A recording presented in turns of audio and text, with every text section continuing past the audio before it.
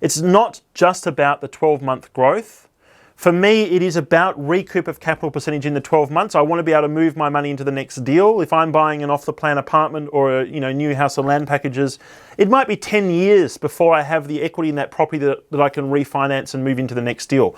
It might be 10 years before I can recoup my deposit.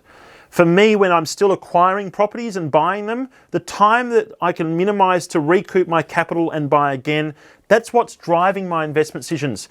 That's a very important consideration.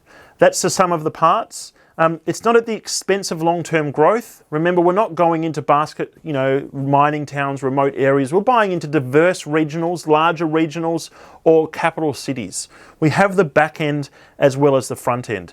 And we're not... it's not at the expense of, right? We're not buying into a market that's reaching a peak. We're finding markets that are generally driven by rental demand, and that rental demand is moving over to the buy side. We can see that, we can forecast it, and we are buying into a long, strong run. Over time, I don't have the exact data, I can pull it up. It's not just about that 12-month return.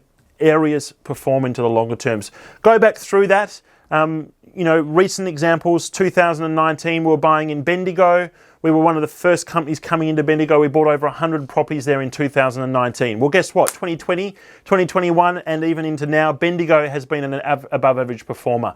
Same time we were buying in Adelaide, bought over 100 properties in Adelaide, 2019.